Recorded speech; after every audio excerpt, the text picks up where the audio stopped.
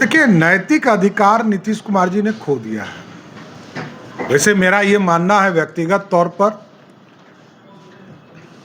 कि नीतीश कुमार जी को विशेष आराम की जरूरत है और नीतीश बाबू विशेष आराम करेंगे तो स्वस्थ होकर बिहार की जनता का काम कर पाएंगे।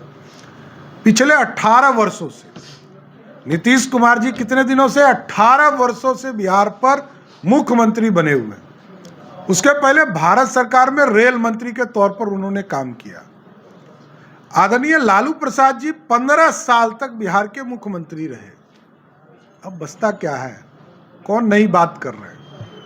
2,61,000 करोड़ के बजट में मात्र 32,000 करोड़ ही बिहार सरकार का अपना सहयोग है।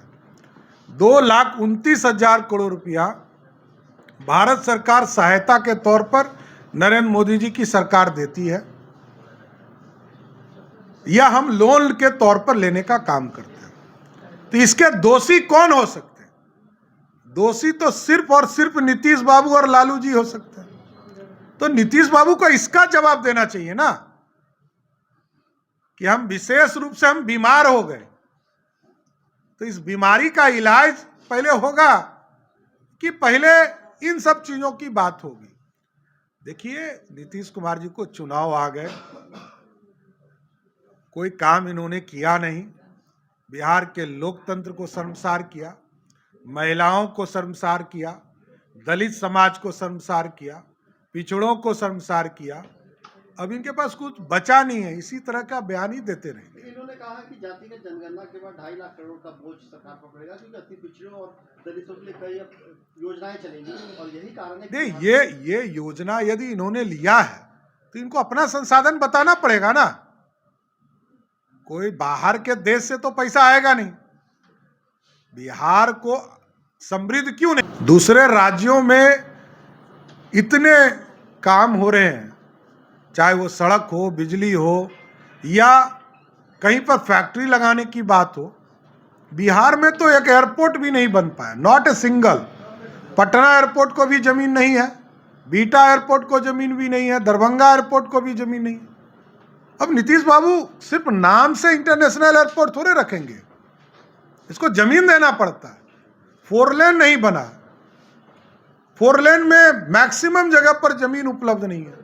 15 साल से 4 लेन बन रहे हैं। एम्स नहीं बन पा रहा है, हॉस्पिटल की व्यवस्था नहीं हो पा रही। तो ये चिंता का विषय है।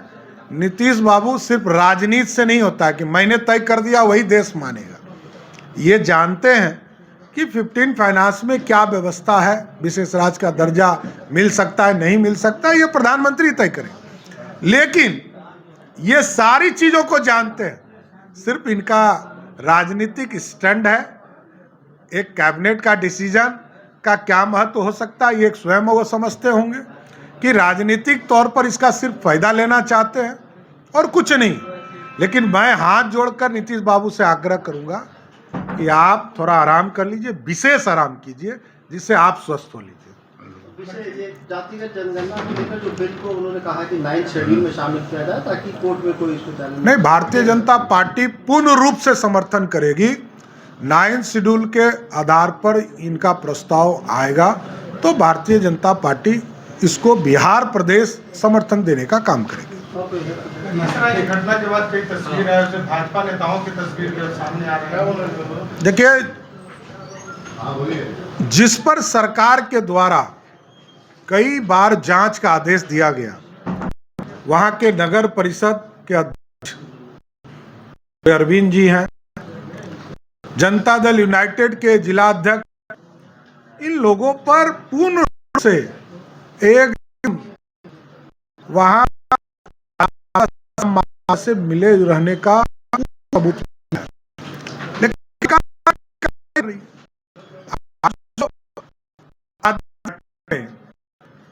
3 से 4 की मृत्यु हुई है। वो एकदम जमीन से जुड़ा हुआ है, जमीन हड़पने का कार्रवाई किया गया है, वहां से एक समाज के लोगों को भगाने का प्रयास किया गया है। और यदि कोई भी संबंध किसी पार्टी से हो सकता है तो कार्रवाई करना चाहिए।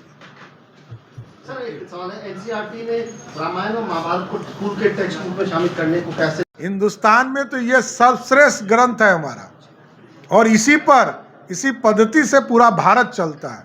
आज जो भारत श्रेष्ठ बना है उसमें भगवान राम और भगवान कृष्ण का ही योगदान है। लेकिन कई विपक्षी नेता इसे भगवाकरण कह रहे हैं कि शिक्षा का अब जिसको जो समझना है समझते रहिए, कोई फर्क नहीं पड़ता है। आजकल तो लोग किताब लेके घूम रहे हैं ना, किस तरह का ज्ञान दे रहे हैं सदन में, आप खुद ही समझ रहे हैं। आजकल तो महिलाओं को जिस तरह का ज्ञान बिहार के मुख्यमंत्री जी दे रहे हैं वो सब जनता ने देखा है। बहरहाल अपनी प्रतिक्रिया नीचे कमेंट बॉक्स में दें। फेसबुक पे देख रहे हैं वीडियो को शेयर कर लें, यूट्यूब पे देख रहे हैं चैनल को सब्सक्राइब कर लें। बहुत बहुत धन्यवाद।